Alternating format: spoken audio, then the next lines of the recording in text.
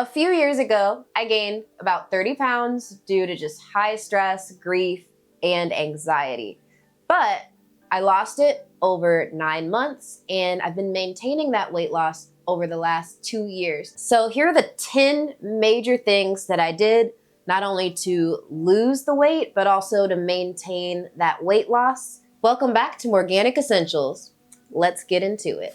Here is number 1. Cooking 95% of the time versus eating out. One of the main things I did was just taking that extra time to go grab what I need and cook it at home. If it's something that I like, that's a fast food item or something from a restaurant, instead of getting takeout, what I would do literally most of the time at this point, I'm like, if I want it, I can eat it, but I have to make it.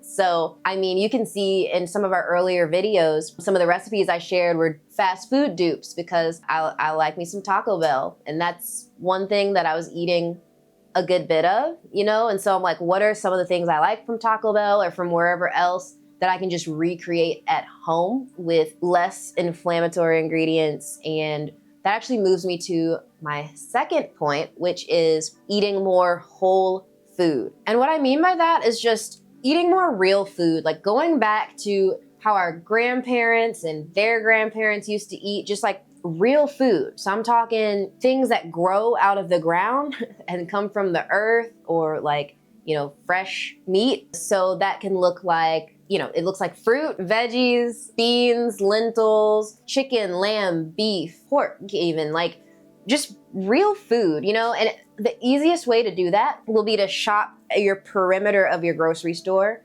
and or go to your local farmers markets. I actually get most of our groceries at this point from our local farmers markets. Some of them are seasonal, and some of them are open year round. So when the smaller ones are closed, I'll go to those for the most part. And of course, there are a couple things I'll pick up from the grocery store. But at this point, if I am going to a grocery store, pretty much everything you need, you want to get everything fresh, even down to like your sauerkraut and pickles. Because what's happening is they're adding a lot of extra preservatives and flavorings to keep it longer, keep the shelf life a bit longer, and for it to taste really, really good so that you get addicted and can't stop eating it, which happens a lot with our snacks. But if you're getting less snacky food and prepackaged food and more just whole, real food that you can eat raw or cook, it's gonna be a lot better. Like I started out with my lunches being basically like charcuterie boards, like big snack plates, and it would have a bunch of pickled veggies. I like pickled okra. I would have like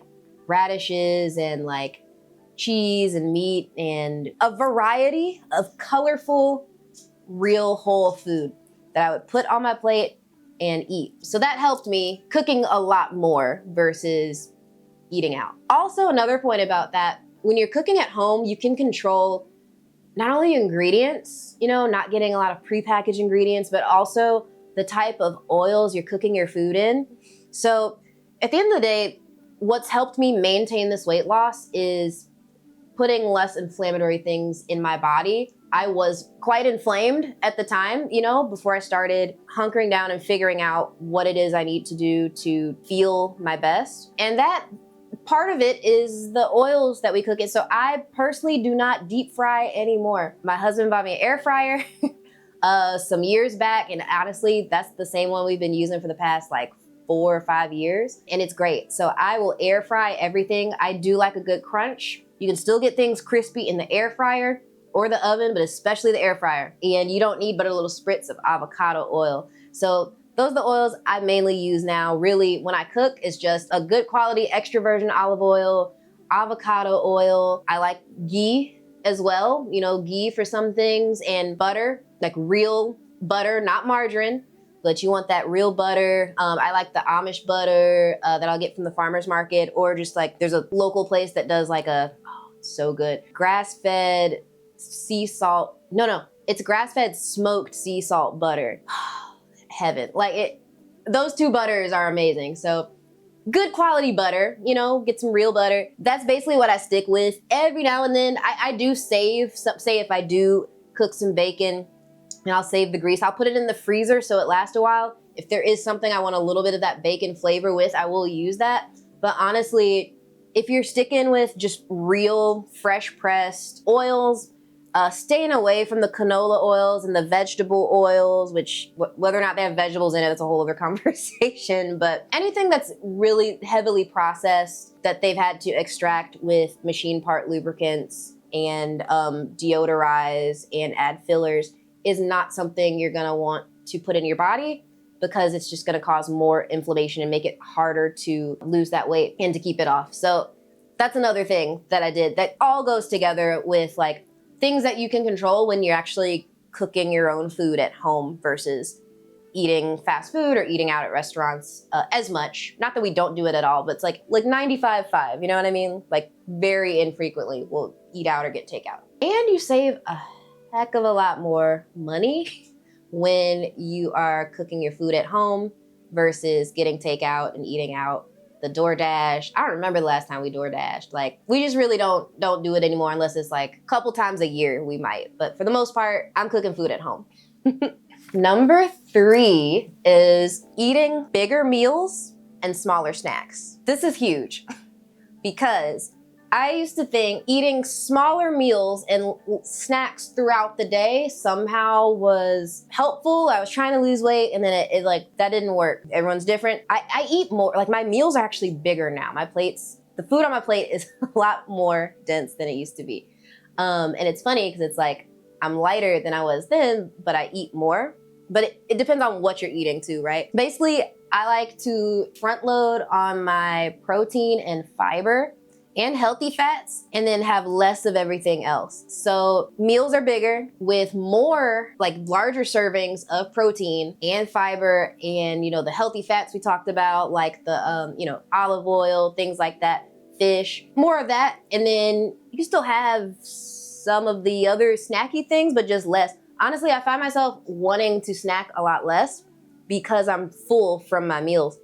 And if I do have a snack, I'll get like, I love Greek yogurt. That's been a game changer for me. Get some Greek yogurt. You could throw some, if you want something sweet, throw some fruit in it, some berries, nuts, all kind of things you can do with Greek yogurt that you can do with ice cream. That's a whole other thing. Or let me tell you, like in my early 20s, honestly, one of my go-to, this is so bad, but one of my like go-to like dinners or like late night snacks would literally be a bag of microwaved butter popcorn and a glass of wine. And then I would go to sleep on that, like several nights a week. So listen, do as I say, not as I did, but we've all been there. You know better, you do better. So what I will do now, because I used to be so snacky, I love cheese, still love cheese, always will, and popcorn. But what I'll do now with the popcorn, I force myself to make it like from scratch. So I will only keep the kernels in my house. And if I really want some popcorn, I will have to pop it on the stove with some ghee, which honestly, it tastes better than like the microwave bags of popcorn you can get anyway. I force myself to have to do that. Otherwise, I will be eating it every night if I allow myself to buy the bags of popcorn. And that's just unnecessary calories and carbs that I'm just gonna sleep on. It's not gonna be able to maintain that weight loss or even lose the weight to begin with. So that was a huge game changer. Any snacks or like desserts, cookies, things like that, 95% of the time, if I have a taste for it, I'm like, do I really want am I actually hungry, or I just like am craving something? Like, did I eat a big enough meal? You know what I mean? And if I do really want it, it's like, okay, for the most part, I'm gonna have to make it from scratch. And I'll make it from scratch, and that'll like satisfy that itch.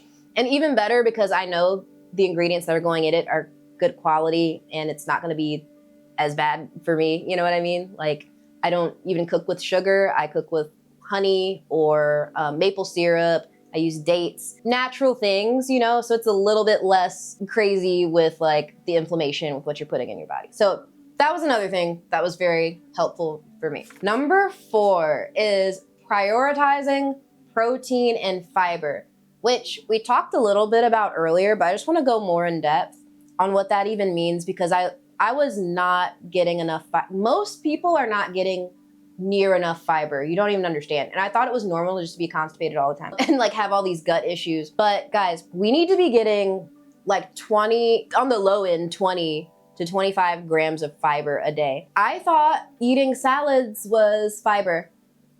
It's not. First of all, it keeps you full for longer. So the more fiber and protein you're gonna eat, again, you're gonna snack less, but also you're really feeding your body the nutrients it needs. And when you have more fiber, your body is able to actually metabolize and process the food a lot better, and you're going to be going regularly. You're not going to be constipated, which will be very helpful for weight loss. You know what I mean? You know, I'm gonna say it. You need to be pooping every day. And if you're not, start eating avocados. All right, start adding berries to your yogurt. You can eat a lot of berries for low calories, right? And it's lots of fiber. Chia seeds, fantastic. Don't eat them dry, but soak them. You can make chia seed pudding. You know, I've got some recipes on the channel where it's like chia seed pudding, if you want to check those out. But that's been a game changer for me as well. Flax seeds are great.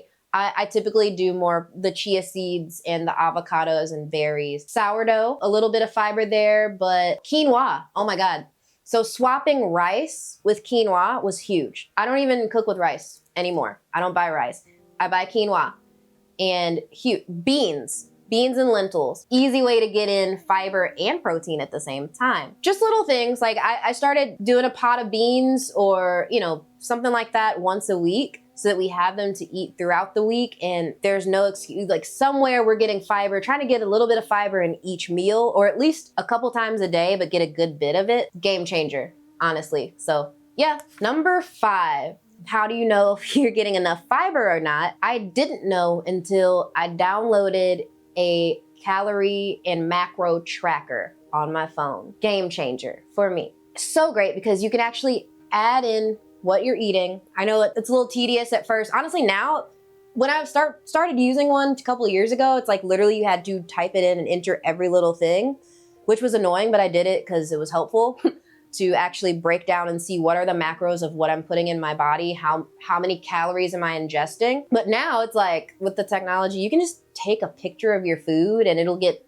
at least some of it right. So you don't have to type in every little thing. So that's crazy, game changer. But anyway, not sponsored. The one that I happen to use, a friend of mine recommended it and it was helpful for her, and I started using MyFitnessPal. But it's been so helpful. So tracking the calories and the macros, you can see how much fiber you're getting out of your food. You can see how much fat, how much protein you're getting out of your meals, which has been so helpful, guys. Also, measuring cups. Actually, portion controlling what you're eating, because that's something I wasn't doing before. I just assumed I was eating normal portions. I had nothing to gauge it from, because I wasn't actually, not only was I not tracking it, but I'm like, I don't know, like they say a portion of whatever is a fistful, like, it's like when you get Oreos, like who's really reading the bag and saying like, oh, a serving of Oreos is like 2.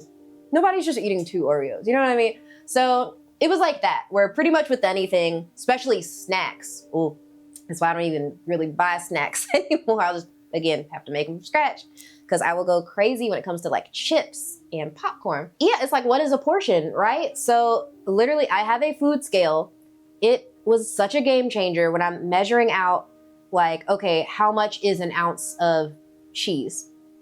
Cheese was huge for me because I love cheese. I was one of those people that would just go in the fridge and just like eat off the bag of shredded cheese, who knows how much, just like grab a handful, like whatever, like whenever, like who cares? But I started having to care because those are just calories adding up that I didn't really need, and it's like, if I was actually eating full nourishing meals, I wouldn't need to feel like, let me just grab a handful of cheese. Like, you don't need to do that because you're full, you're satiated, you have what you need. Or if you do have cheese, which I will have my ounce of cheese, I had to start measuring out. Now I can eyeball it. I don't have to measure it as much because I've done it so much, but I literally had to use the food scale to be like, oh, I had no idea this much is 1 serving, 1 ounce, 28 grams of cheese, because I was eating like this much of it, like half the block or whatever in a day, and like honestly, like not even thinking twice. So helpful. Nuts are good for you, but they're easy to go overboard on, because who measures out 28 grams of nuts? Okay, so that's another thing where it's like helpful to have a little food scale. Or if you don't have a food scale, you can use like a measuring cup and like a fourth of a cup or whatever. Close enough, you know what I mean? Also helpful for like scaling your meat. So opposite end, it's like you want to make sure you're getting enough protein. So I'll be like, I want to make sure that I'm eating, say I do a thing of ground beef and I want 4 ounces of ground beef. When I first started measuring out, I had no idea I wasn't getting enough protein, like at all. So when I started measuring out, I was like, oh, this is actually what 3 ounces of chicken looks like. Oh, this is what 4 ounces of ground beef looks like. I had nothing to gauge it on. So it wasn't until I started using my food scale and actually tracking what I'm eating where I realized how much nutrients I'm actually getting, how much more of something I want to be eating and how much less of something else I may want to be eating. Going along with that, taking your body measurements too, outside of just the scale. So one thing that was helpful was getting a scale that breaks down not just your weight, but your body fat percentage, your muscle percentage, it even goes down to water weight percentage. Just like a full body analysis breakdown. One of those scales where like you hold on to the handlebars and it actually sends signals out to get all of that information versus just having the number on the scale, I think is very helpful because you can actually see, it's like if the scale is not moving, but your measurements, say you measure your waist or, you know, it's going down, but the scale's not moving and you're like, but I fit my clothes better. Well, if you look at that body analysis, maybe you'll see that you've actually gained muscle and lost fat, but you haven't lost weight in a sense, or as much weight as you thought you would. So that's also really helpful because even there are some pictures when I look back. Another thing I like about the MyFitnessPal is you can actually take pictures of your progress. So I love that I can look back and see there were times where I weighed less on the scale and I looked less fit than me weighing a few more pounds on the scale. And it's like, why is that? Well, the times where it's like, I lost the weight at that point, but when I gained a few more pounds, I was gaining more muscle and you could tell like I was more toned. And then the other picture, it's like, yeah, I was smaller, which is fine, but I was less like strong looking, like toned, I guess. So I don't know, depends on what you're looking for as far as your personal body analysis, what you want. But it's at least helpful to have that gauge of like what things look like outside of just the number on the scale. So like literally just grabbing a tape measure and measuring your body and a full analysis is super helpful. Number 6, intermittent fasting. This is something that when I was in like serious turbo mode, I'm like, I am losing this weight. And intermittent fasting was great. I did an 8-hour eating window. I think at that time it might have been from like I wasn't getting hungry until like 2 p.m. So I would eat like a big lunch and that's how I would start my day. So 2 to 8 or 9 p.m. was my eating window. And then I would fast for the rest of the night into the morning. For me, that was easy for me. It didn't really feel like fasting because I'm like, yeah, I eat dinner, I go to bed. Most of my fasting, I'm sleeping. And then I really don't get hungry again until like 1 or 2 p.m. So like, it was pretty easy to fast like 16 hours because most of it was sleep. And honestly, I think that's the best way to do it if you're gonna do it because it doesn't feel as much like a fast. But that was very helpful for me because I started kind of floating around like I wasn't at my goal. And I'm like, I wanna get to my goal, but why am I stuck at like this number on the scale? And it, like for a little while, it wasn't moving. Then I started intermittent fasting. It started going back down until I like hit my goal. So that was huge for me. When we talk about weight maintenance, you know, as far as now, I've been maintaining my weight loss for a couple of years and I don't really intermittent fast anymore. I guess like if I go on like a vacation or something and like go a little crazy, you know, and then say I gain some pounds or whatever. Honestly, most time after that, I come back home and start eating like I normally do and moving my body the way that I do. It goes back down naturally. But if I just want to kick things into gear or if it's not really going back down, intermittent fasting is an easy way to just do that. And then your body, I think it's because it's like your body gets used to patterns. So it's like if it's used to you doing things one way, like a certain pattern of how you eat and sleep and exercise, and then it just kind of gets stagnant as far as like the progress. But if you want more progress, maybe it just is that jolt it needs of like, oh, that was unexpected. Now we're fasting. Okay, cool. And then the scale starts moving again. So that was helpful for me during my weight loss journey. So number 7 is healthy swaps. Specifically for me, using less mayo. Here's the thing. I grew up on Miracle Whip. In college, I moved to the South and became a Duke's Mayo girl. You could not tell me there was a better mayo than Duke's Mayo for anything. Sandwiches, potato salad, you name it. Delicious tasting mayo. Thing that sucks is the amount of soybean oil and other flavorings and preservatives that they use that just did not love me when I started getting serious about my health. So I had to switch it up, and I do still use mayo for certain things. If I'm making tuna salad or things like that, sometimes I will put some mayo on a sandwich. I get a good quality mayo with just a few natural ingredients, okay? But also, I'm not using as much of it. So here's my hack. I'll use like maybe, if it's in like a salad, like a tuna salad or something, I might use a couple teaspoons or tablespoons of mayo, but then the rest of it, I will add plain Greek yogurt to it and just mix it up when I'm doing sauces. Oh my God, you can make any mayo-based sauce by like using less mayo and using more Greek yogurt. And honestly, it'll taste the same, but have way less calories and fat. Mayo is very calorie dense, kind of like peanut butter. It's not necessarily bad for you, but a little bit goes a long way. And a serving is like 2 tablespoons. So who just eats 2 tablespoons of peanut butter? Who's measuring out their mayo? Literally no one. On my weight loss journey, I had to measure it out, right? Other than that, you can just swap it with Greek yogurt or just use a little bit of mayo and use more Greek yogurt. Literal game changer when it came to sauces. That's the thing about eating out too. A lot of those yummy sauces that they'll put on the food, if I do eat out, I'll get it on the side and then I can kind of control how much of it I'm using. But if you're making it at home, you can make the sauces the way you want, and it's gonna be way less calories and still taste really, really good and not be inflammatory because you're using good quality, real ingredients. So I'm a cheese girl. I mentioned that earlier. Cheddar was my snack of choice. I love cheddar, it's delicious. I still love cheddar. I still cook with cheddar for a lot of things. However, I did scale back a little bit, you know, when it came to weight loss, maintaining weight loss, and for health-wise, you know, your labs and everything. So what I did was switch some of my cheddar, especially my snacking cheese.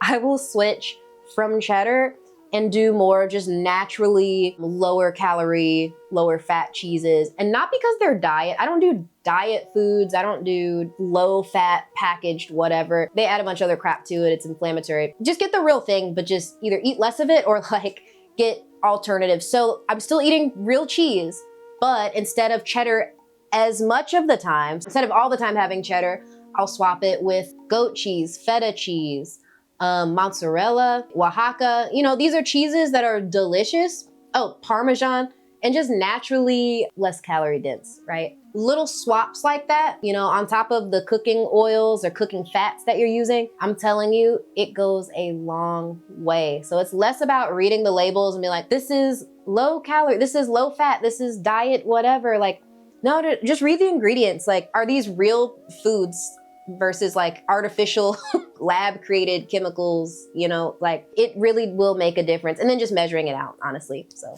number 8, drinking less alcohol and juices. You know, until I started tracking what I'm actually eating and drinking, I had no idea how many calories I was just drinking. And we all do it. Like, who's sitting there thinking like, oh, this margarita has whatever many calories. Oh, you know, like, or even just cranberry juice, like things like that. Like nobody's really thinking about juice cocktail. I'm talking about cranberry juice. Nobody's really thinking about it. If you're drinking juice and you're thinking it's like, oh, it's super healthy, but it's not like fresh squeeze. It's just like you grab it from the store. Don't really look at how much added sugar and all these other things in it, or you order a cocktail at a restaurant, not thinking about the amount of added sugar that they're gonna add to your cocktail. And it makes it super calorie dense. So it's amazing once I started tracking and realizing how easy it is to literally drink a meal's worth of calories, just beverages.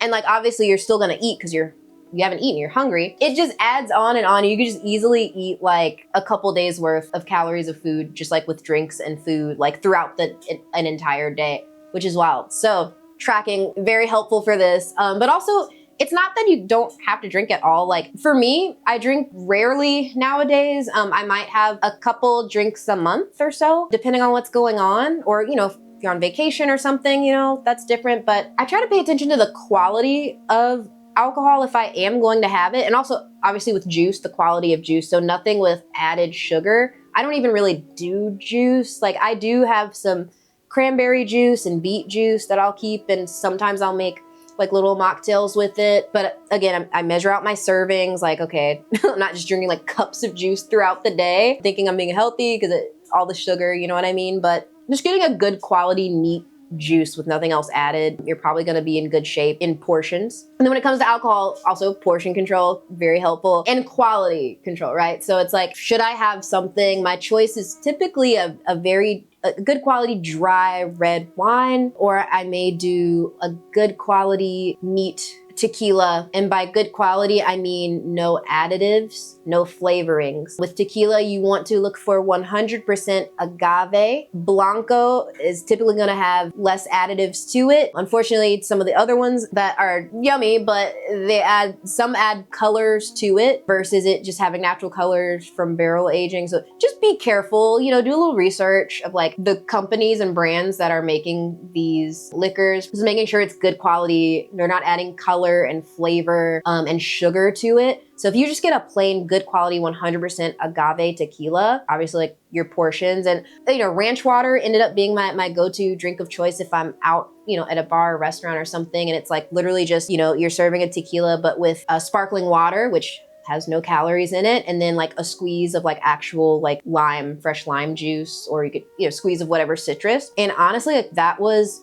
so easy because it's way less calories and a lot easier to track than like everybody makes their margarita different, and who knows like what mixes they're using and what's in their mix, especially if it's pre-made. I don't even do pre-made margarita mixes anymore. If I make a margarita at home, plain fresh ingredients is what I'm gonna be using in a good high quality tequila. I don't drink every weekend. It just adds a lot more calories, and honestly, when I was having a couple drinks each weekend, it was a lot harder to lose that weight, and definitely would have been harder to maintain that weight. So that made a huge difference for me. But just because you're drinking less alcohol doesn't mean you can't have fun and kind of romanticize your beverages. So I love a good mocktail. I have a couple that I've posted on this channel too, but making a really good, delicious mocktail with the same amount of like flavors and craft, you know, whatever. And you can actually add herbal tinctures to your mocktails too, that just add a little bit more of like a relaxation that you're kind of looking for without the buzz necessarily. Or, you know, there are other alternatives out there, you know, if you do want a little bit of buzz but not the calories and the damage liver issues that come with drinking, but all kind of great stuff. Like, and I love herbal teas too. So like by the end of the night, my nightcap is like some passion flower tea or like chamomile, and I'll do my own little blends, you know, like mix together different types of teas and come up with little concoctions or whatever, or do like a little mocktail, like a herbal mocktail. So the options are endless. So it doesn't have to be boring just because you're not drinking alcohol. Like it can still be really enjoyable and also like relaxing, and you're gonna sleep better. You know, you're just gonna wake up and like not hate yourself. You're gonna feel like really rested. So anyway, just wanted to mention that too. Number 9 is moving your body. Honestly, weight loss is like 80% diet. Like, I don't mean diet by like diet, like fad diet, but diet is in like nutrition, like what you're actually putting in your body and eating and drinking. It's like 80% what you're ingesting and like only 20% of exercise, honestly. But it does make a difference. And it's also gonna make a difference in how you feel. Like obviously if you feel stronger and you're sweating and you're, you know, detoxing from like a good walk, getting out in the sunlight and nature, it all works together. Like you're gonna feel better and you're gonna get a good sleep and all that stuff. So I wanna say moving your body, it doesn't have to be expensive. You don't have to have a gym membership. I didn't. So during the 9 months that it took me to lose this weight, I honestly did YouTube workouts. I would get on YouTube and work out in my living room with the TV on, you know, or on my phone. And that's what I would do. I grabbed a yoga mat from like TJ Maxx or wherever, some dumbbells, and there you go. Just like at home workout.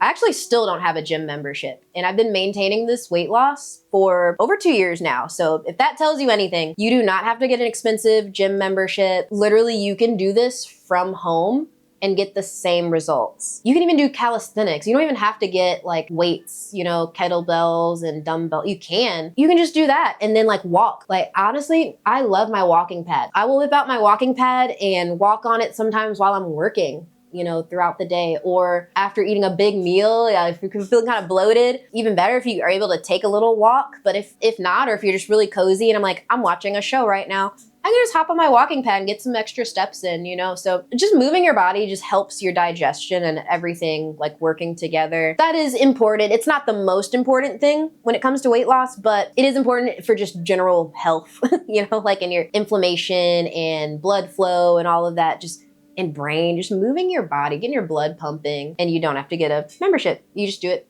at home. All right, so before I get in the last one, which is number 10, I do want to mention, I know it can seem kind of overwhelming with all of these steps, but honestly, this didn't happen overnight. Like it was not a quick thing for me. Like this took several months and it was very trial and error. You know, everybody's a little different. So what works for me may or may not work for you, but I will say this has been like foolproof. If you do this, you will at least see positive changes, and don't get down on yourself if you can't make all these changes at once. I started by shopping mostly at grocery stores. That's all I ever knew. Over years, now I do mostly, you know, I've found farmers markets and found trustworthy local farmers I can order meat from and things like that. But I didn't start out doing that. It took a lot of research and took a lot of just trying things and seeing what works for me, what feels good to me, what's actually feasible for me and my family and our busy schedule. Anything worth having is not gonna be quick and overnight, right? So like legitimately took me almost a year from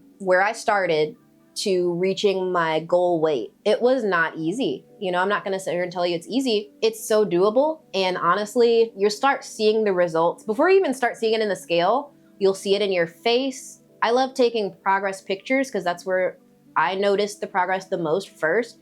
You will see it in your pictures. You can compare your pictures. You can see it in how your clothes fit, and then you'll start noticing it in the scale and in your muscle definition and things like that. So it all works together and it does take time, but do not give up. Like you can literally do this. I promise you, you will see the progress. If you just stick with it, fall off one day, not a big deal. Hey, we go out, you go on vacation, eat whatever, you know, it's a holiday, eat whatever, you know, come back the next day and start fresh. That you can't possibly gain all the weight back from like one holiday. It's literally not possible. Keep that in mind too. Like this doesn't have to be an everyday, all the time thing. Like at the beginning, I was mentioning this is pretty much like 90, 10, 95, 5, like whatever you can do. Even 80, 20 would make a huge difference, right? So 80% of the time, if you're eating real whole food, you're moving your body, the other 20% of the time you're not, you're still gonna see progress. So that's like a win-win, right? I encourage you, keep going, try all of these steps, and I promise you will see the progress. Just keep at it. All right, so number 10. I saved this for last because honestly, I feel like it's the most underrated, but super, super important. Honestly, probably one of the most important. Number 10 is getting good quality sleep. I promise you. I put on that weight when, honey, I was stressed.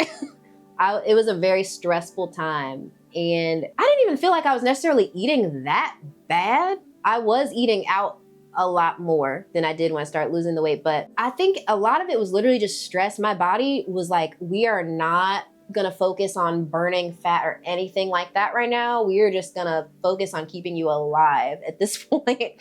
So when you're in a high stress situation, like prolonged high stress, emotional grief and things like that, it is really hard for the body to attention to anything other than like what is most essential for you to live. And I say that because we easily miss it. So our cortisol, which is our stress hormone, when it's heightened, it's like your body will stall and not lose the weight. So you want to not be high stressed and high anxiety all the time at all possible. Like do what you need to do to reduce that stress. And sleep is one way to do that. So making sure you're getting quality sleep and not repeated fragmented sleep all the time, if you're able to help it, makes a huge difference. Your cortisol levels go a lot lower. Like honestly, eating more whole real food had helped me a lot with that. And I think it's just your metabolism, your brain, everything's functioning a lot easier. It's a bit easier to go to sleep, but I used to have insomnia too. So like that does help on top of like a couple of supplement things that I do that help me, like passion flower tea, got some right now.